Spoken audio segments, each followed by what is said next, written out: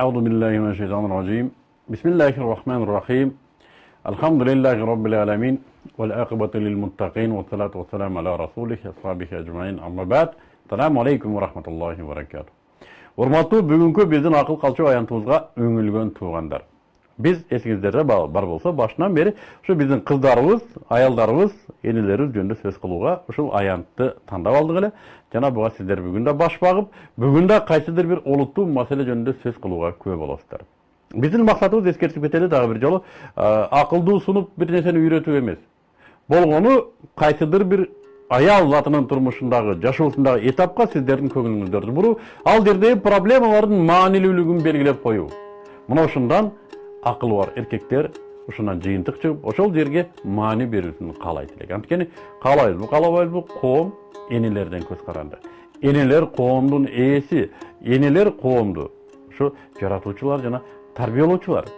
Ошондуктан эне бул бүгүнкү кыз, эртеңки аял, бүрсүгүнкү эне. Бейиш алардын таман астында. Бүгүн биз Аллах насип этсе сиздер менен мына ушу келиндин төркүнү жөнүндө сөз кылалы дедик. Келин жана төркүнү. Төркүн деген ким? Бул албетте келиндин журту. Күйөөнүн кайын журту болуп калат. Төркүн мына ушу келин чыккан уя, келин келечекте катташа турган келиндин балдарынын таа журту. Түштүктө тага деп коет, түндүктө таяке, ушул таа журт. Мына ушу келиндин төркүнү. Сөз бар төркүндөп келдим деп. Төркүнгө барып келейин дедим, же төркүнгө барып келдим, төркүндөп келдим деп, мына ушу кыз өз журтуна барып келгени айтыла турган сөз. Жаңы үйлөнгөндөрдүн өзгөчө турмушунда төркүндүн мааниси да зор. Кыздын төркүнү кандай мамиле кылса, келечектеги мына ушу келин жана анын уядагы орношуусу, жаңы журтта орношуусу, ушу төркүндүн мамилесинен көз каранды. Төркүн кызды кандай узатса жана андан ары кандай мамиле кылса, ушу төркүн чече турган маселеде кандай чечсе маселени, кыздын андан ары тынуусуна зор таасири бар. Ошондуктан андан ары деле жашап кеткен учурда деле, көп балалуу болгон учурда деле төркүндүн маанилүүлүгү азайбайт. Төркүндүн мына ушу кыз журтуна болгон, куда журтка болгон мамилеси дагы эле чечүүчү бойдон кала берет көп нерсени. Көп үй-бүлөлөрдө үйлөнгөндөрүнө 30-40 жыл болгонуна карабай туруп, кудалар бири менен катташпаган жерлер бар. Көңүлдөрүн калтырып койгон жерлер бар. Мындай бир жылуу, бир жана жаздыкка баш коюп асыреттешпей калган кудалар бар. Ошондуктан төркүн маселеси бул өтө маанилүү маселе. Кыз төркүнгө келгенин карай турган болсок, жанагы жээн деген сөз бар. Жээн келетат дейт. Кыз келетканда үйдө шыпыргы качат дейт. Эмне десе, шыпыргыны да үйдө ташып кетет деп коркот имиш. Ушундай бир элде сөз бар. Кыз келсе шыпыргы качат деп. Ошондуктан кызга бул урмат. Кыз өзүнүн үйүнө ташуучу зат. Кээ бир кыздар бар, күйөөнүкүнөн атаныкына ташыгандар бар. Бул канчалык деңгээлде эки үй бүлөнүн ортосунда ыркты кетирет же кетирбейт, аны өздөрү чечет го, бирок бардык эле буга ыраазы боло бербесе керек, кыздын атасыныкына жөнүнөн жөн эле ташый бергени. Ошондуктан эгер уруксат берсе, эгерде муну алып бар десе, бул башка маселе. Эгер күйөөнүн дасторконунан тамак берип аткан болсо, өзүнүн төркүнүнө, бул садага иретинде жакшылыгы да бар. Бирок өзүнүн үйү нүрөп калбастыгын кыз ойлонуш керек. Анткени төркүндүн өзүнүн бага турганы бар, уул бар аякта.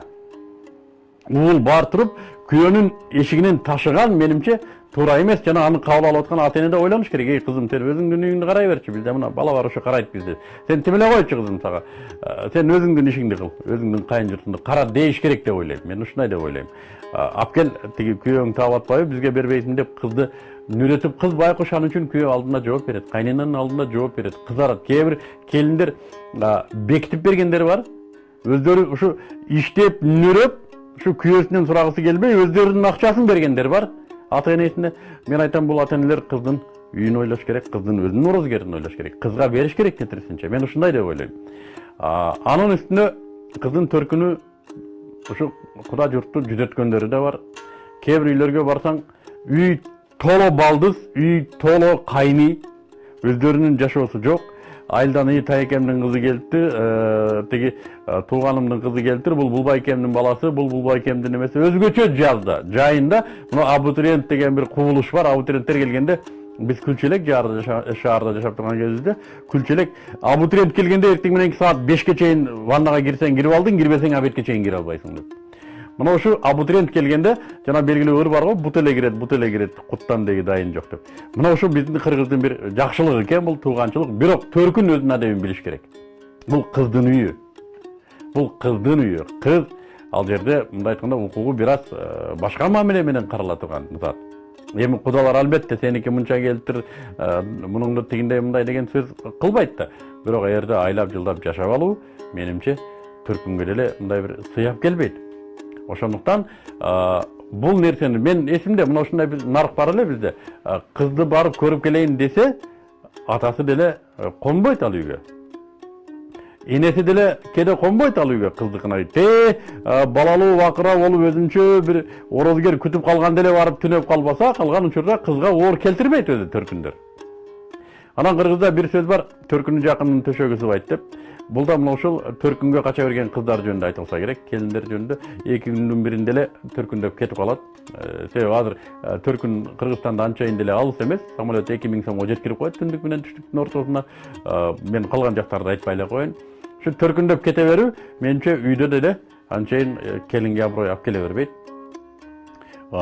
Каяка кеттиң? Апам ооруп атыптыр, атам ооруп атыптыр, тайекем ооруп атыптыр, жеңем ооруп атыптыр, же болбосо жеңем той кылып атыптыр. Той кылып атыптыр деген нерседен баш чыкпаган күйөө балдар бар. Ушундай жанагы көп уруулардан үйлөнүп алгандар болсо, көп жанагындай уруктардан күйөө бала şu Төркүндүн тоюнан чыкпай карып кеткендер бар. Ошондуктан Төркүн маселесин бул Төркүн ээси болгон ата караш керек бул маселени. Кызды жүрөтпөгүлө, күйөө баланы жүрөтпөгүлө, ордуна коюп койгула, өздөрү каалагандай келсин, өздөрү каалаган нерсени кылсын деп. Катташтарда Төркүн тарап коюп болгон күйөө балдар бар, аргасыздан аялга чыдабай Төркүндөр менен отуруштар, Төркүндөр менен кайын журт менен жашап калган күйөө балдар бар, өзүнүн журтун таштап коюп, өзүнүн туугандары менен туугандашпагандар бар. Ошондуктан мен айтат элем, күйөө баары бир өзүнүн журту менен журтташыш керек, жакыныраак болуш керек Төркүнгө караганда. Төркүн эмне болсо да Төркүнгө күйөөнүн сыры ачылбаш керек. Келин тетирисинче өзү түшкөн журтка камыр жумур болуп кириш керек. Төркүн болду эми Төркүндүн орду Төркүн. Ал сый бойдон калыш керек. Ал негизги мындай катташа турган. Эгерде ошо күйөө журт менен өзүнүн Төркүн ушундай келип калса, келин күйөө журтту тандаш керек. Тою болсо да, өлүмү болсо, жакшылык жамандык экөө ушундай келип калса, келин сөзсүз күйөөнүкүн тандаш керек. Анткени анын балдарынын журту ушул, анын балдарына ушул ата журт болуп эсептелет. Жана келин ошонун тамырлашын камсыз кылат. Жана мына ушул тамырлоодон балдардын көп келечекте мамилеси көз каранды болот. Албетте жана кыргыздан айланып бир сөз бар, күч күйөө деген сөз. Мына ушул сөз көп нерсени түшүндүрүп коет. Күч күйөө эмне десе, келиндин Төркүнүндө жашап калган күйөө. Бүгүнкү күндө канчалык деңгээлде бул уят сыйыт кандай экенин билбейм, бирок биздин наркта ушул сөз бар. Эртели кечтир ушул сөз көтөрүлөт. Сен баары бир күч күйөөсүң деп, кайнатасы мындай бир колдоо көрсөтүп, иш берип, бул өзү түбүндө жаман деле нерсе эмес, бирок кепке кемтик, сөзгө сөлтүк кылгандардын бири ушул фактор. Ошондуктан кыздын Төркүнү албетте чоң роль ойнойт. Кыз өзү да түшүнүктүү болуш керек. Төркүнүн төргө отургуза турган учур келет, өзүнүн журтун төргө өткөрө турган учур келет. Мына ушуну келин туура түшүнүш керек. Төркүн менен келиндин ортосундагы мамилени жөнгө салуучу кайнене, кайната да буга маани бериш керек. Демек, кыздын Төркүнү биздин кудаларыбыз, кудагыйларыбыз, туугандарыбыз, эң жакын туугандарыбыз жана аларга татыктуу мамиле кылуу, эки үй ортосундагы мамилелердин туруктуулугуна негизги өбөлгө түзө турган мамиле.